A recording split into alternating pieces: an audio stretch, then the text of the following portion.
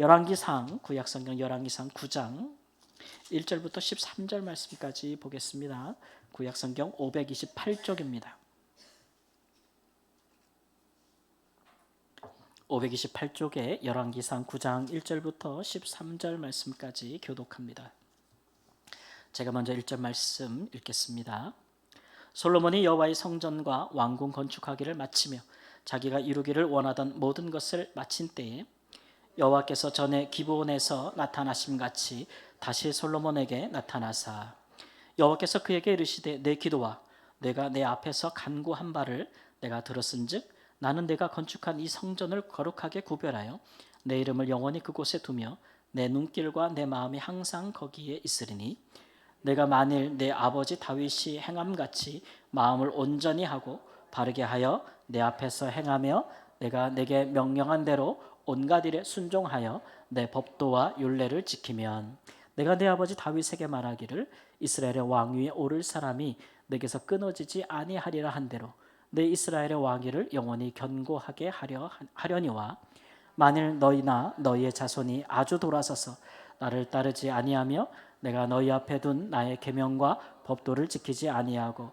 가서 다른 신을 섬겨 그것을 경배하면 내가 이스라엘을 내가 그들에게 준 땅에서 끊어버릴 것이요 내 이름을 위하여 내가 거룩하게 구별한 이 성전이라도 내 앞에서 던져버리리니 이스라엘은 모든 민족 가운데서 속담거리와 이야기거리가 될 것이며 이 성전이 높을지라도 지나가는 자마다 놀라며 비웃어 이르되 여호와께서 무슨 까닭으로 이 땅과 이 성전에 이같이 행하셨는고 하면 대답하기를 그들이 그들의 조상들을 애굽 땅에서 인도하여 내신 그들의 하나님 여호와를 버리고 다른 신을 따라가서 그를 경배하여 섬김으로 여호와께서 이 모든 재앙을 그들에게 내리심이라 하리라 하셨더라. 솔로몬이 두 집 곧 여호와의 성전과 왕궁을 20년 만에 건축하기를 마치고 갈리 땅의 성읍 20곳을 히람에게 주었으니 이는 두로왕 히람이 솔로몬에게 그 온갖 소원대로 백향목과 잣나무와 금을 제공하였습니다. 히람이 두로에서 와서 솔로몬이 자기에게 준 성읍들을 보고 눈에 들지 아니하여 이르기를 내 형제여 내게 준 이 성읍들이 이러한가 하여 이름하여 가불 땅이라 하였더니 그 이름이 오늘까지 있느니라. 아멘. 우리는 지난 5주간 금요일마다 이제 솔로몬의 성전 봉헌 기도에 대해서 나누어서 살펴보았습니다. 솔로몬이 하나님 앞에 성전을 짓고 정말 간절하게 기도를 드렸죠. 봉헌 기도할 때 혼자 했겠습니까? 많은 이스라엘 백성들이 함께 하였겠고 존귀한 귀인들이 함께 했겠고 또 제사장들이 앞장서서 했겠고 여러 가지 의식과 또 제사가 많이 드려졌을 것입니다. 그때 왕이 이제 공개적인 석상에서 손을 들고 하는 기도, 그 기도를 살펴보고 이제 그 기도 이후에 하나님께서 이제 솔로몬에게 응답하셨다라는 것이죠. 솔로몬의 생애에 하나님께서 이렇게 두 번 직접 나타나신 적이 있는데 이것이 이제 두 번째입니다. 하나님께서 나타나서 말씀하시기를 네가 기도한 대로 이 성전을 내가 거룩하게 구별하여 나의 눈과 나의 마음이 항상 거기에 있겠다 이렇게 말씀하셨습니다. 그 얘기는 이제 이 성전에서 우리가 솔로몬이 봉헌 기도할 때 한 걸 보면은 많이 있었지만 요약해 보면은 우리가 이 성전에 와서 기도하든지 또는 성전을 향하여 기도하든지 혹은 우리가 기도하든지 이방인이 기도하든지 간에 이 성전을 향하여 기도할 때에 우리 하나님은 기도에 응답하여 달라는 것이겠죠. 그렇게 성전을 좀 구별해 달라는 거예요. 그래서 우리 하나님께서 응답하셨어요. 그래 그렇게 하겠다는 거죠. 그렇게 하겠다. 그래서 네 기도대로 내 이 성전을 구별해서 여기서 기도를 하든지 이 성전을 향하여 어느 곳에든지 기도하든지 내가 그 기도에 응답하겠다. 하나님은 이렇게 말씀하시면 신실하게 그 약속을 지키시죠.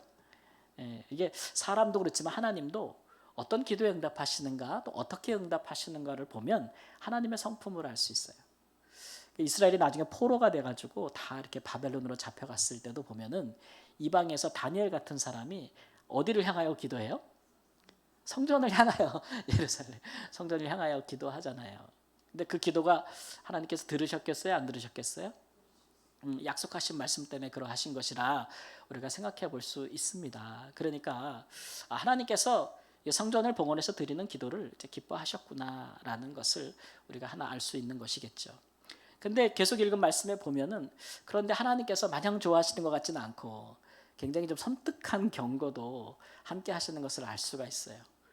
그런데 내가 구별하여 거룩하게 하는 성전이라도 내가 던져버리겠다 이런 말도 하잖아요. 그러니까 하나님에게 성전은 항상 있어야 되는 거예요? 있어도 되고 없어도 되는 거예요? 하나님 입장에서 보면 없어도 되는 거예요. 그럼 어떨 때 던져버리겠냐? 그러면 너희가 나를 버리고 또 내가 너희에게 준 율례와 법도를 따라 행하지 아니하면 그러면 내가 이 성전이라도 버려버리겠다. 이렇게까지 이제 나오시는 거죠. 이렇게 응답하면서 말씀을 주신 걸로 봐서는 우리가 하나님이 어떤 분인지를 알 수가 있어요. 그렇죠? 그러니까 하나님이 가장 중요하게 생각하는 것은 하나님 자신과 그의 백성들의 관계예요. 그것보다 더 소중한 것은 없어요. 예. 본래 이 성전도 하나님이 먼저 지으라고 요구하신 게 아니잖아요. 예. 이게 다윗이 먼저 하나님을 사랑하여 하나님의 집을 짓겠다고 나선 거잖아요. 하나님이 허락하신 거죠. 하나님은 본래 이렇게 뭐 크고 아름답고 웅장한 성전이 아니어도 돼요. 하나님이 나를 왜 지으라고 말하신 성전을 보면 천막이었어요. 텐트, 그죠?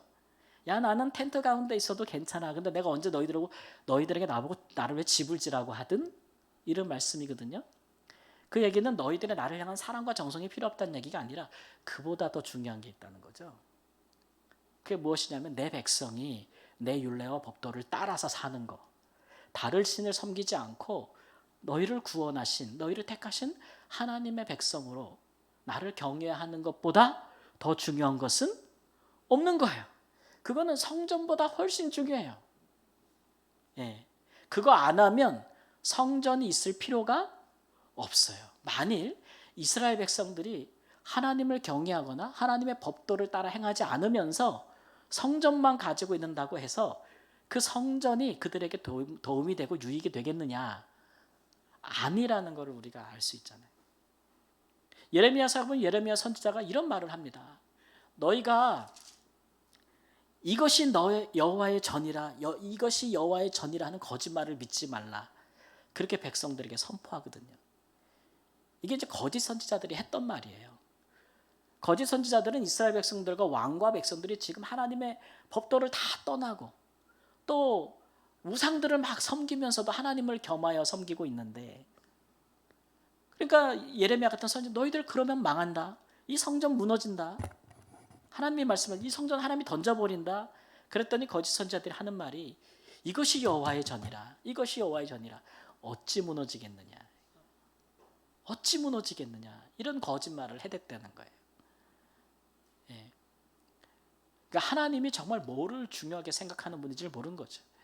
여러분 생각해 보세요. 하나님은 처음부터 이것을 원하셨습니다.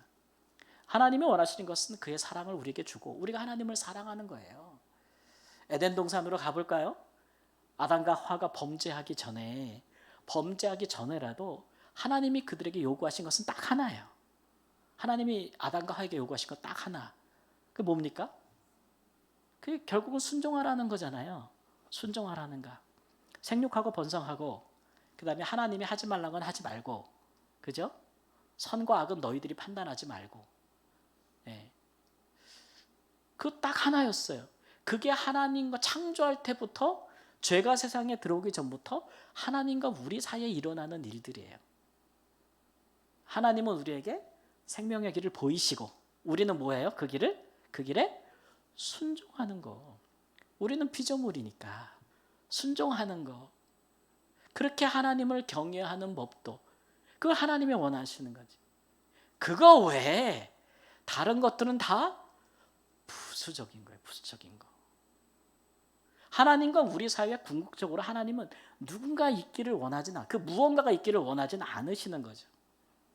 다만 우리가 죄 때문에 하나님과 우리 사이에 직접적인 우리가 하나님께 직접 나아갈 수 없기 때문에 하나님이 나아가시던 방편을 은혜로 주신 것들이 제사요, 그것이 성전이요, 그런 사람들이 제사장이요, 선지자요, 이런 거예요. 이런 거예요. 우리가 직접 하나님의 음성을 들을 수 없고 하나님을 직접 볼 수 없기 때문에 하나님의 은혜로서 그럴 만한 자들을 세워서 하나님께서 중보하게 하신 것이죠. 예. 그러니까 그것을 대신할 수 있는 그 무엇이 하나님을 대체할 수는 없는 거예요. 예수님이 이 땅에 오셔서 결국 우리를 위해 하신 일이 뭐예요? 하나님 사이에, 우리 사이에 성전이라는 것도 눈에 보이는 건물로서 존재하지 않게 하신 거예요. 그래서 우리를 성전 삼으신 거죠. 우리를 성전 삼으신 거예요. 그러니까 하나님과 우리 사이에 막히는 게 없게 하시는 거죠. 그러니까 우리는 하나님 앞에 나갈 수 있어요, 없어요? 제가 지금 여러분 앞에 제사장으로 있습니까? 아니잖아요. 우리 다 제사장들이잖아요. 하나님께 나아갈 수 있는 거예요. 제가 저번에 잠깐 얘기했는데 교사 강습회 가가지고 여러 교회 장로님들이 모이셔서 토론하는 일이 있었는데 그 주제가 교회란 무엇인가 막 토론하시는데 너무 격렬해가지고 제가 약간 좀 중재하기도 했는데 그런 거죠. 장로님들 한 분은, 어떤 교회 장로님은 건물이 교회다. 건물이 없이 어떻게 교회를 할 수 있느냐. 그러시고 다른 교회 장로님은 엄격하게 말하면 건물은 교회가 아닙니다. 예수 그리스도를 믿는 사람들의 모임이 교회입니다. 건물은 예배당입니다. 건물을 그렇게 폄훼하지 마세요, 장로님. 다른 장로님 폄훼하는 게 아니라 그렇다고요. 그럼 북한에서 건물도 없이 지하에서 모여서 기도하는 사람들은 교회가 아닙니까? 이스라엘이 광야에서 천막 치고 있을 때 거기는 광야 교회가 아닙니까? 예루살렘에서 초대교회가 예루살렘에 처음 모일 때 건물이 있었어요, 없었어요? 그건 교회가 아닙니까? 그게 아니고요. 건물이 안 중요하다는 게 아니고요. 진짜 교회는 그래도 예수를 믿는 사람들이에요. 절대적인 의미에서 그래요. 그러면 우리가 건물을 위해서 헌금하고 말이지, 헌신하고 말이지. 우리는 말이야 집을 팔아서라도 예배당을 세우고 성전을 세웠는데 그걸 몰라주냐고 막 그러시는 게, 그게 아니고요. 땀을 뻘뻘 흘리면서 그게 잘못됐다는 게 아니고 그게 작은 것이라는 것도 아니고요. 막 이러면서 설명을 막 하셔서 시간이 지나니까 나중에 이렇게 결론에 잘 이르기는 했는데, 그렇죠? 그러니까 우리 편에서 필요한 것과 하나님이 원하시는 것은 확연하게 다를 수 있어요. 하나님은 성전도 던져버리는 분이에요. 우리가 하나님 뜻 살지 않으면. 그러니까 우리가 하나님께 기도하고 나아갈 때 뭐가 중요하다고 생각해야 돼요? 성전이 중요해요? 성전이 중요해요? 제가 잘못 말했죠? 순종이 중요해요? 성전이 중요해요? 순종이 중요해요. 순종이 중요한 거예요. 바뀐 적이 없어요. 그게 바뀐 적이 없어요. 얼마 전에 안타깝게도 이혼하신 어떤 분을 만나서 이야기를 나눈 적이 있는데 그 이혼하는 과정을 쭉 설명을 하시더라고요. 그러면서 하시는 말씀이 뭐냐면, 사랑해서 결혼하고 같이 살고 집을 마련해 같이 살았는데 서로 싸워서 이혼하게 되니까 그 집이 지옥입니다 그러더라고요. 뭐라고요? 그 집이 지옥이 되는 거예요. 두 사람이 결혼해서 함께 살려면 집이 필요해요, 안 필요해요? 필요하죠. 뭐 월세든 전세든 뭐 사월세든 뭐 자가든 필요할 거 아니에요. 근데 둘이 서로 사랑이 깨지고 신뢰가 깨지면 그 집이 뭐가 돼요? 지옥이 되잖아요. 지옥이 되잖아요. 아무리 성전을 웅장하게 짓고 금과 은을 지었어도 그 성전에서 제사하고 예배하고 기도해도 그 백성이 나가서 하나님의 율법과 법도와 율례대로 의와 거룩하게 살지 않으면 그 제사하러 오고 기도하러 오는 게 하나님한테는 막 짐이에요. 우리 하나님을 미치게 만드는 거라니까요. 보기도 싫다 그랬어요. 그 니네들이 그 제사 드리는 그 동물의 그 태우는 그 향도 냄새 맡기도 싫다 그러셨잖아요. 우리 하나님이 그런 분이라는 걸 우리가 생각을 해야겠죠. 그러니까 하나님을 바르게 섬기는 길이, 하나님을 진실로 경외하는 길이 어디신지를 우리가 잘 알아야 돼요. 오늘 우리가 함께 모여서 이렇게 우리 성도님들이 헌신해서, 우리 마장동에서도 교회 예배당이 있었고 그때는 여기보다 컸죠? 막 4층짜리 와 있었잖아. 어쨌든 우리 지금 일로 왔어. 여기 왔어. 이게 뭐예요 여기 지금? 예? 예배당. 예배당이라고 합시다. 예배당. 우리가 함께 모여 예배하고 기도하고 교제하는 예배당. 예배당. 성전은 어디 있어 그러면? 여기 데려보세요. 권사님 어디? 내가 성전이요. 내가 성전. 내가 성전이란 말이에요. 이거 잊으시면 안 돼요. 이거 잊으시면 안 돼요. 그러니까 우리가 모이는 장소는 여기도 될 수 있고 저기도 될 수 있죠. 그렇죠?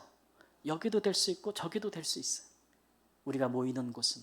그러나 우리가 성전이라는 것은 바뀌지 않는 거죠. 예. 그러니까 우리 어디서 나가든지 성전의 역할을 잘 해야 돼요. 성전의 역할은 뭐라 그랬어요? 제일 된 역할은 기도하는 것이라. 뭐 하는 것이라? 기도하는 것이라. 예, 기도하는 것이라. 어디 가든지 항상 기도할 수 있는 사람이 되어야 되고 성령이 함께 거하시는 사람으로서 성령님의 인도를 따라 잘 순종하며 살아야 되는 거예요. 이 구약의 백성들은 다 율법을 따라 살았어요. 하라, 하지 말라는 신명기에 나오는 660 몇 개의 계명을 따라서 그들은 살았어요. 오늘 우리는 그렇게 안 살죠. 그럼 우리는 어떻게 살면 좋겠어요?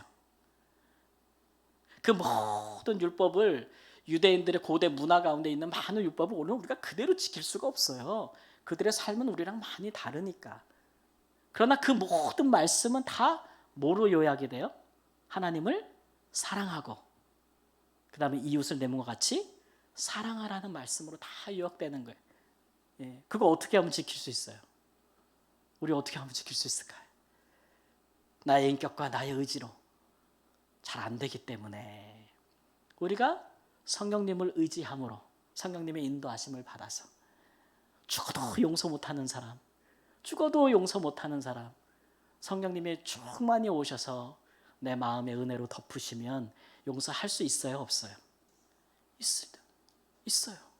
그래서 우리가 기도하는 거예요. 기도하는 이유가 그거예요. 예수님처럼 살게 해달라고. 네, 그렇게 기도하는 거예요. 이걸 잊어버리면 안 되는데 오늘 말씀해 보니까 솔로몬이 그렇게 성전을 잘 져놓고 그 다음에 봉헌기도도 잘 마치고 다 해놓고 나서 그 다음에 우리가 잠깐 읽었던 본문이 뭐냐면 그동안 성전을 지을 때 도와줬던 두로의 왕 히람이라는 사람하고 그 대가를 치러주는 장면이 나와요. 그동안 성전 짓고 왕궁 지으려고 뭐 백향목도 받고 뭐 많이 받았을 거 아닙니까? 그 대가를 치러주는데 솔로몬이 뭘 주냐 하면은 땅을 줘요, 땅을. 그 이제 그 가불이라고 이름을 붙였는데 두로 왕이 지금으로 말하면은 예전에 이제 구약의 이스라엘 백성들이 이렇게 땅을 분배받을 때 납달리, 스불론 뭐 이런 사람들이 받았던 지파들이 받았던 땅인데 예수님 시대에는 그것을 이제 갈릴리 북부라고 얘기를 했죠. 갈릴리 호수 북부 땅, 그 땅을 이제 주는 거죠. 근데 그 땅이 좋은 땅, 나쁜 땅, 별로 좋지 않은 땅이라는 거예요. 그래서 이제 두로 왕이 이제 쉽게 말하면 삐진 거예요. 어떻게 나한테 이런 땅을 주냐고. 이것은 이제 솔로몬의 타락이 시작되는 지점에 뭔가 조짐이 보이는 한 가지인데 그게 뭐냐면 첫 번째는 뭐냐면 하나님이 기업으로 주신 땅이 질이 좋지 않다고 하여 이방에 넘기는 것은 하나님이 기뻐하시는 것이 아니라는. 원래 하나님이 주실 때는 그걸 무슨 기업으로 준 거예요? 영원한 기업으로 주신 거잖아요. 그렇죠? 영원한 기업으로 주신 건데 그 기업을 자기 의무로 다른 무역으로 다른 나라에 이렇게 땅을 줘버리는 거예요. 가나안 땅을 일부러 줘버리는 거예요. 그것은 이스라엘 왕으로서 해야 될 일이 아니다라는 거. 두 번째는 뭐냐면 그것도 굉장히 불공평한 무역인. 불공평하게. 내가 굉장히 좋은 걸 받았으면 그만한 대가를 지불해야 되는 거 아니겠어요? 근데 불공정한 무역을 해가지고 두로 왕이 굉장히 거기에 대해서 이제 실망을 했다는 거죠. 그래서 관계가 상한 거예요. 이게 왜 이제 의미가 되냐면 여러분 성전은 솔로몬이 봉헌기도할 때 뭐라 그랬습니까? 유대인들만 이스라엘 백성들만을 위한 것이라 그랬어요? 아니죠? 이방인들도 와서 뭐 하거든? 기도하거든. 그래서 예수님께서 그 약속의 말씀을 받아서 성전은 뭐 하는 집이다? 만민이 기도하는 집이다.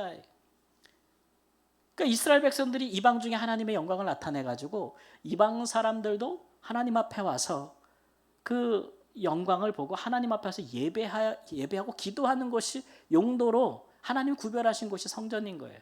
근데 지금 솔로몬이 성전 다 지어놓고 긴장이 풀렸는지 이방을 향하여서 하지 말아야 될 일들을 하는 거죠.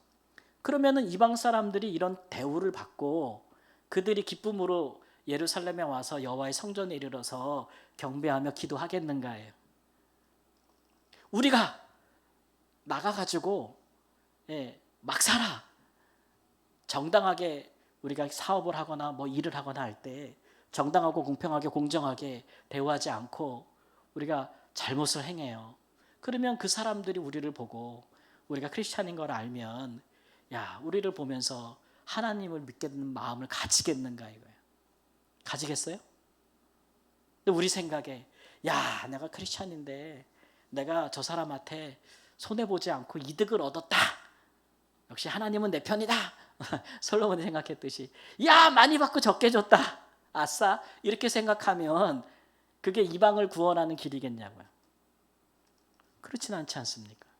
이방을 구원하는 길들은 앞지 않은 게 아니잖아요. 그죠? 이방 가운데 선을 행하고 이방을 섬겨야 이방이 주께 돌아오지 않겠어요? 그게 이스라엘 왕, 성전을 봉헌하는 왕으로서의 그가 기도한 대로 사는 일일 텐데 이제 우리도 이제 약간 우리가 늘 좀 잘못할 수 있는 가능성이 있는 게 그런 거죠. 기도는 기도대로 하고 삶은 다르게 나가는 거예요. 근데 우리가 주기도문에서 제가 예수님의 기도에 대해 설명드렸지만 우리의 모든 기도는 다 우리의 뭐를 담고 있다.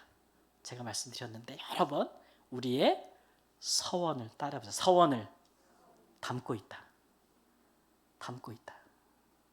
그래서 하나님 우리를 악에서 건져주세요 라고 막 하나님께 뭔가를 기도한다면 그 기도에 대한 서원은 뭐예요?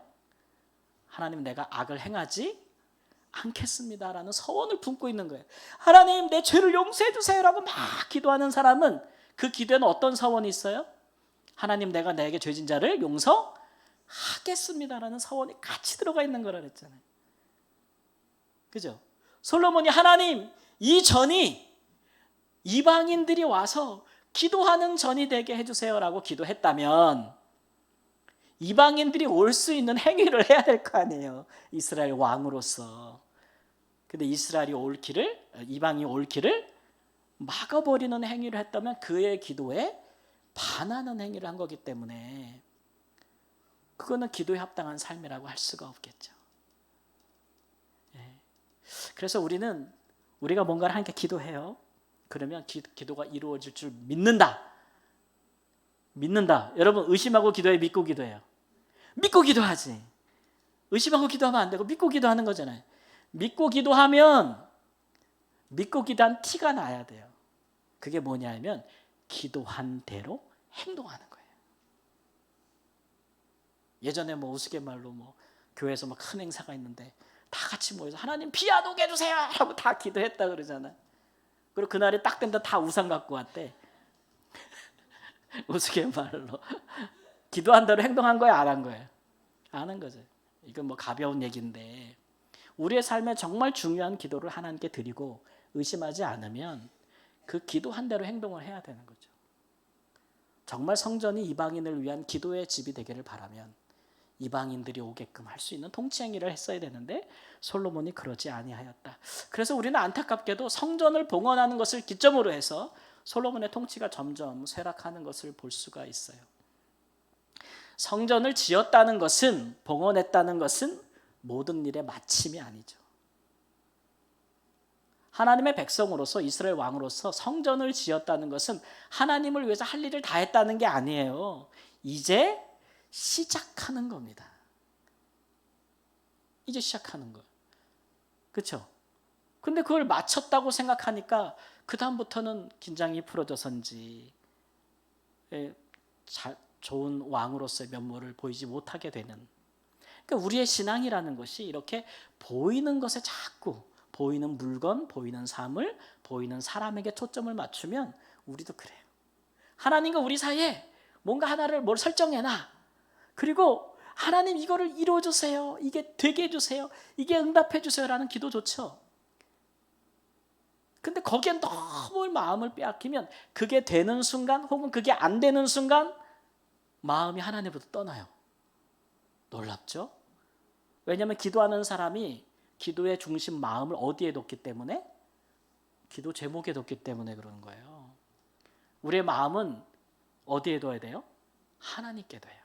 성전을 지어 봉헌했다 할지라도 봉헌식의 기도의 마음은 누구에게 가 있어야 돼요? 하나님께 가 있어야지. 성전에 가 있으면 그게 우상이 되는 거예요. 그게 잘 돼도 우상의 특징이 그래요. 잘 돼도 하나님을 떠나고 그게 안 돼도 하나님을 떠나는 게 우상이에요. 그래서 우상이 위험한 거잖아요. 기도하는 우리 마음은 늘 하나님께 있기를 바랍니다. 하나님이 기뻐하는 게 뭔지 알아가지고 거기에 마음을 두고 하나님이 어떤 분인지를 알아서 그렇게 기도하면서 또 그렇게 살면서 살아야 정말 기도를 통해서 하나님이 원하시는 삶으로 또 예수님이 기도하셨던 모습과 그의 삶을 본받는 길로 우리가 가게 될 줄을 믿습니다. 아멘. 우리